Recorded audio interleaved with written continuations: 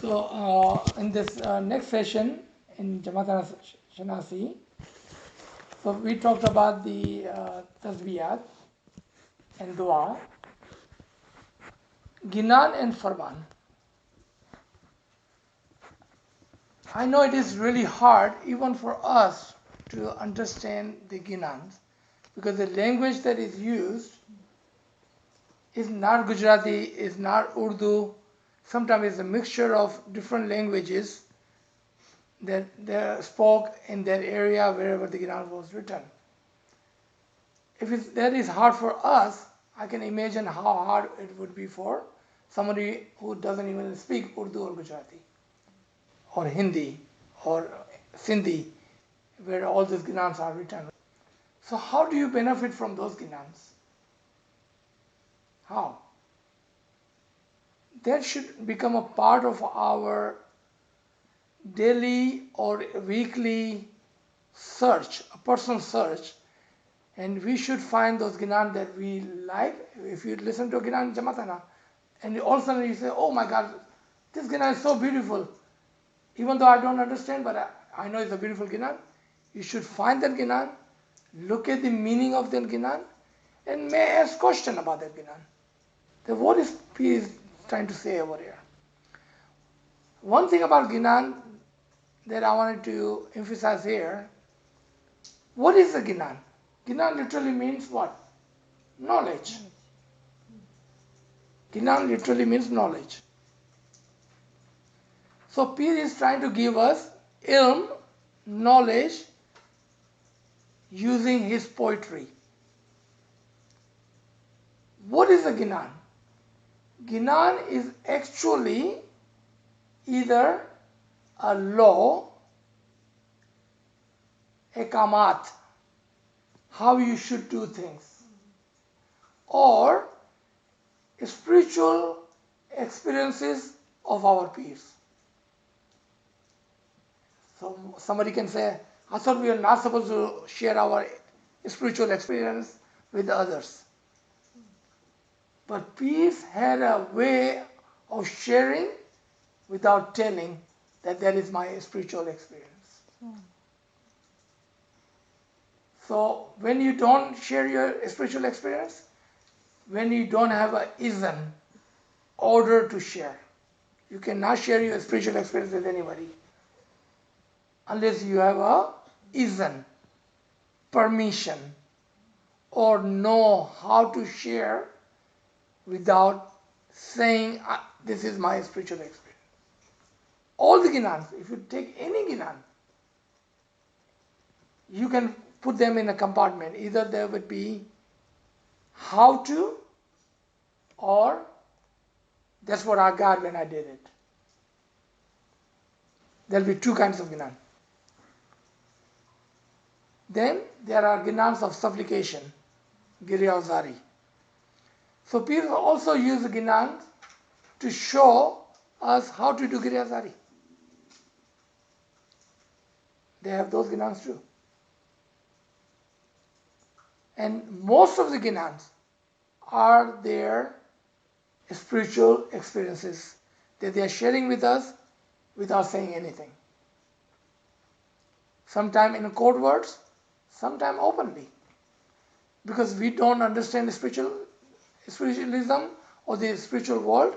Like one of us say, even if you share with somebody, they would not know. So they are sharing and we don't even know what they are saying. But once you understand those Ginan, you will get it right away. Oh, they are sharing their spiritual experiences with us. So when you succeed in Ibadat, or when you start to understand the knowledge and get that enlightenment, then you will understand all these Ginans.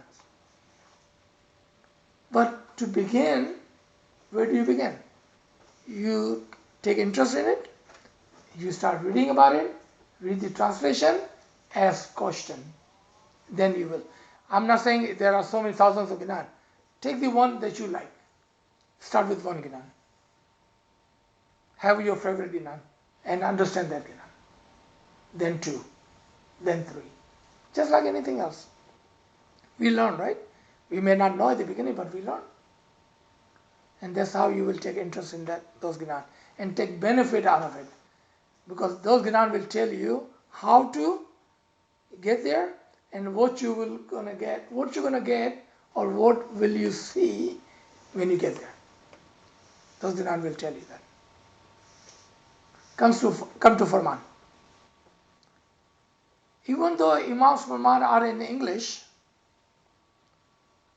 it is so hard to understand. Do we know there are 4 kinds of Farman?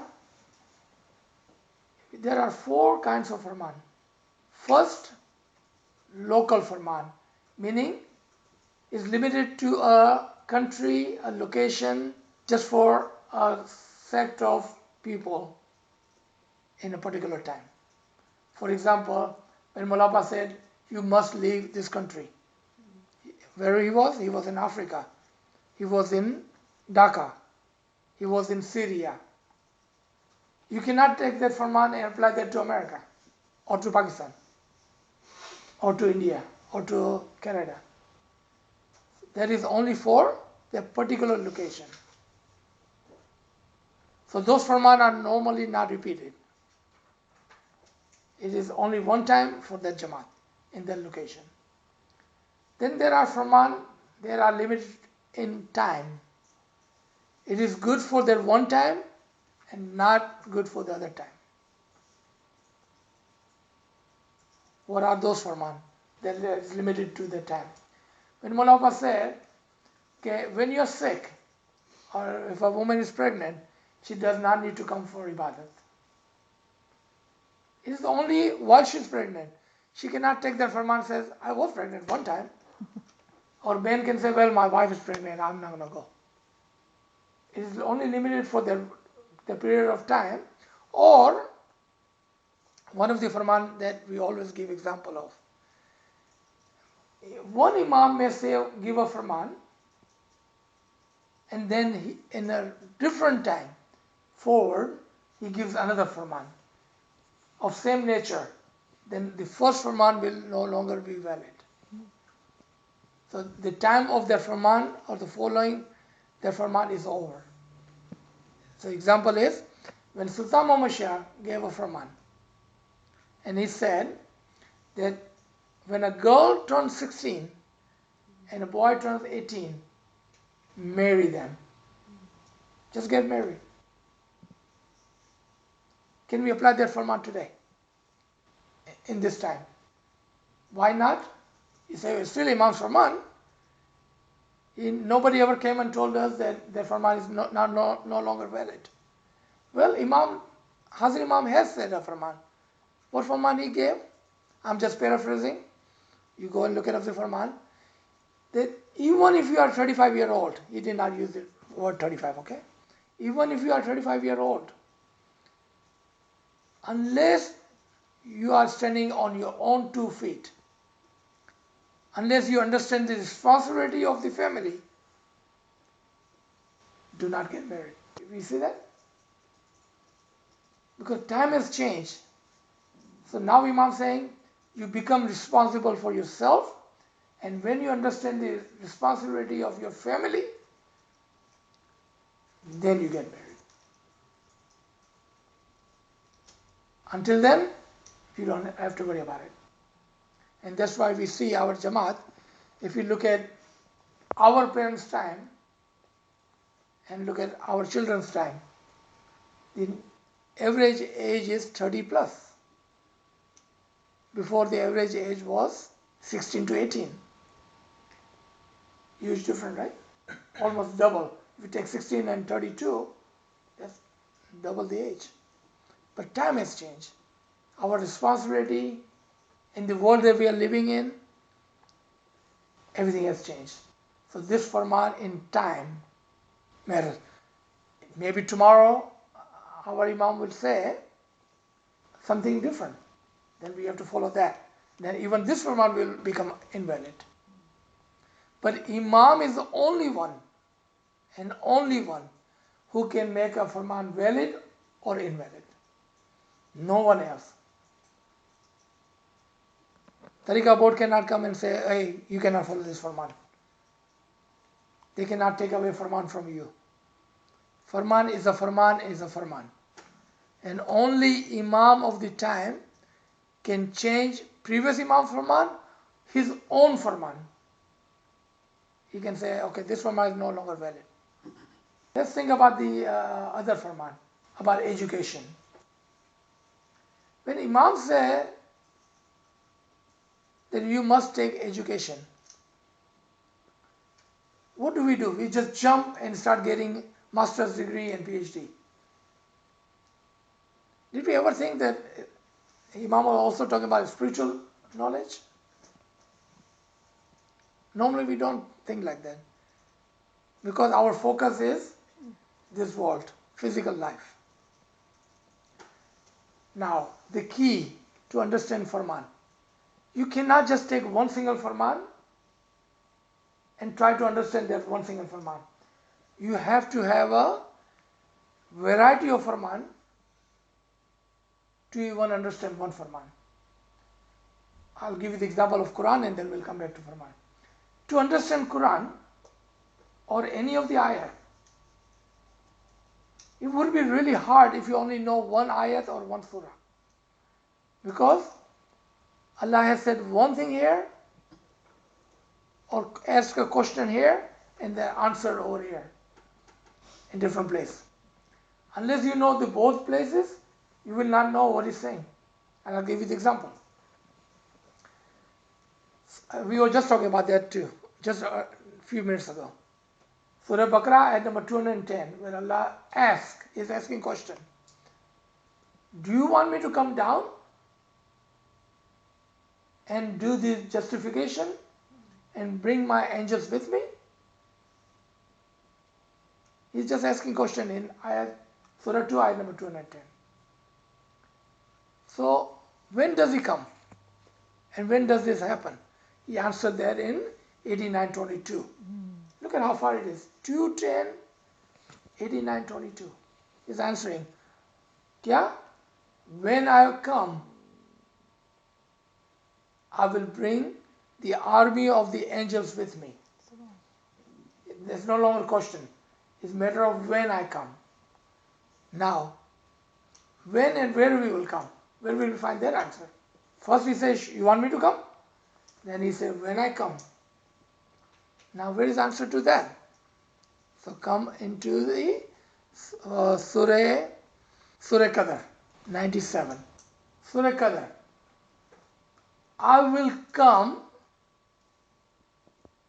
in that night. I will come in that night, the night of the power, and I will bring all my angels with me. So he told us when and where. Answer to that first one and the second one, and here's the third one. You see how you have to have all this vocabulary to even understand? Come to Farman. When Imam says, and he continue and repeatedly have said, that this life is temporary, only thing permanent is your soul. Alright? So we remember that Farman. Then he said, make sure you give your children education. If we don't take the first Farman, and we think our physical life is permanent, then what kind of education will we give to our children? Because we did not listen to the first Farman, that this life is temporary. So we are giving our children something which is temporary. Nobody likes that. When we are buying things, what do we say? Oh, this thing will last me 2, 3, 4, 5, 10 years. We don't buy things that says, I'm going to buy this expensive watch and I'm going to throw it away tomorrow. Because this life is only for 4 days. What we should be getting? Something that is permanent. Something that will last us long, long, long time. Something that is permanent. So now you take those two Farman, now you can understand what he's saying. Okay, come to the third Farman. ethic of Islam. Very simple. We've been hearing this from Mullah Abba and AZIZ Joma so many times, so many Farmans that he have talked about ethic of Islam. So if we don't understand the first Farman, where he says the soul is permanent, and we don't understand the second Farman, where he says give your children education, how are we going to understand what he's talking about in ethic of Islam? What he's saying, because soul is permanent, give your children the education and the understanding of ethic of Islam. So you have to have a vocabulary, you have to have all those Farman to understand what he really wants from us. If you take the one Farman, it will be really hard. I'll give you one last example, then we will move on unless you have any questions. In Golden Jubilee, 10 years ago, or almost 12 years ago now, he talked about ultra poor. We all remember that. Diamond Jubilee, he talked about global families, and we are all one huge family, and we should lend a hand, be generous, help the people that is left behind. We heard all that. In Golden Jubilee, he used word ultra poor. So we all jumped, oh, ultra poor. The people who does not have any money or who are really, really poor. Under the poverty line, they are ultra poor. Is that what he was talking about? Or was he talking about something more than that? So let's think about ultra poor. What is ultra poor? And you all speak English much better than I do. This is your language. So you will know this much better than I do. Ultra poor. What is ultra poor? Really, really poor? Ultra poor meaning a person who is so poor, and you may want to write this down, he does not have any hope nor the opportunity to come out of their poverty. He does not have what? Any hope or the opportunity to come out of the poverty. That is called ultra poor. If he has a hope, an opportunity, then what would happen? Even if he's poor, really, really poor, he can come out of their poverty. So what Imam was saying, now think about this for a month. Now again, we are 10 years back. Imam saying, there are ultra poor, and I don't want any ultra poor in our Jamaat. What is it telling you to do? Give them hope and opportunity so they may come out of their poverty. But did he say those words? No. It was us to understand, and if we don't, ask somebody. What is our problem? We think we know everything, we don't ask. So look at what happened since Golden Jubilee. There has been so many projects, collectively, Jamaati projects and individual projects that is going on to bring the people out of the poverty by giving them what? Money? No. Giving them hope and opportunity so they may climb out of their poverty.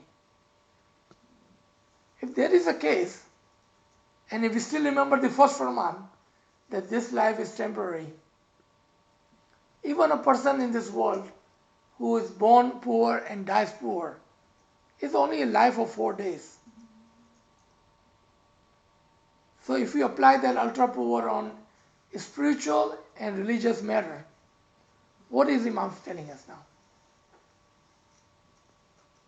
And I'm going to give you another side of the ultra poor.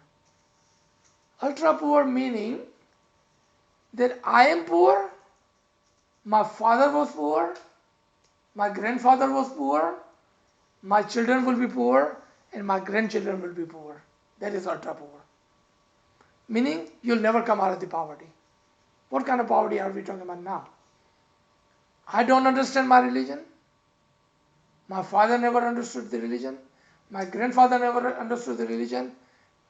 Because I don't understand, my children will never understand the religion. nor their children. What do we do now to fulfill this Farman? That I don't want any ultra poor in my Jamaat. I want you to be rich in the knowledge of your religion. And give hope to people. Give them opportunity to learn your tariqah, your rites and ritual. Give them the opportunity. Give them the hope. Tell them that everything will be okay. What does Imam do? And I'm going to prove this to you right now, that Imam wants us to have that. What does Imam do after 10 years? Some people try to come out of the ultra poorness spiritually. Some succeeded, some didn't. So what does Imam do? Imam give everybody, says, okay, push and give them hope. An opportunity to become what? Die. Who becomes die? How does people become die? First they have to accept being a mustajib, then they have to accept to become mazun, and then only they can become die. But what Mullah does? He said, don't worry about it. Here, become my die. He gave them hope and he gave them opportunity to elevate themselves in spiritual life. You see that? We have to listen to those Farman. We have to understand those Farman. And then we cannot follow it if we don't understand. So we have to ask question and then we have to follow that Farman. And there is so much happiness when we do understand Farman, because then you will follow that Farman.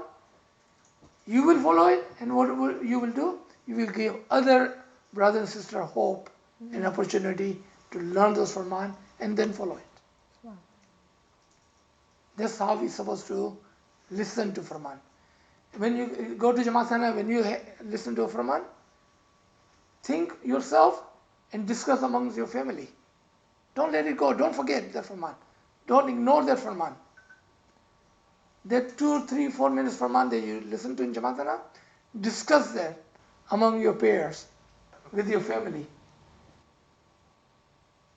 Then only then you can understand, and maybe you miss something, your father will remember. You miss something, your sister will remember. And then we will be able to take that Farman.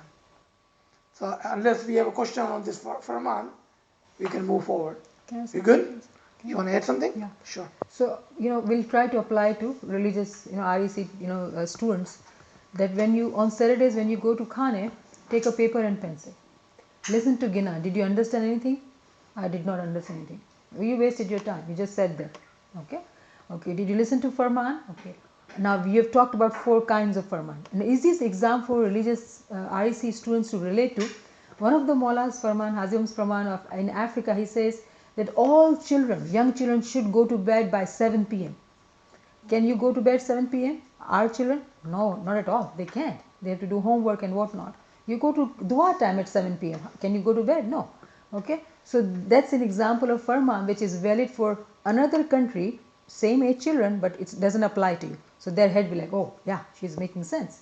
Now it's your assignment to go to Saturday's Khane, take paper and pencil. What did Maula talk about? Was it timely Farman about the time? Was it about the location related Farman? Was it on spirituality? Was it a worldly Farman? And write down the points. Everybody will bring some different kind of points and you are making notes too. So next Saturday then you ask questions. What kind of Farman did you hear? And then it is very important for the as parents, what we do, we always talk about secular education, secular, upliftment. We never talk about spirituality. So Maula says spiritual things, but we never pay attention. And as REC teaches, if they say that Maula Pa said about spirituality, wonderful. So Maula Pa is talking about going to your spiritual world inside you. How do you do that? What did Maula say? And how are we going to apply that Farman we heard into our practical life? And then you bring them to Tasbihat, Giri-Awzari. So do you see how you can make it simpler and applicable to their lives? And when they come to the next I love class, that idea of giving the children a book and pencil. In Khane. So, Yeah. First thing we talked about, they need to write down whatever they listen to, and maybe they can write down, oh, Mulaba was saying this Farman. So what do you think? Just by saying what do you think, now they will be thinking about that, and they will not be talking or not be distracted in Jamaat. They always be focused on their Farman. Because they know when I go back next Saturday, Zara will ask me, what was the Farman? How beautiful. There's a wonderful way of keeping them tracked and focused in Jamaat. That's a wonderful idea. And recognize them in front of the other kids.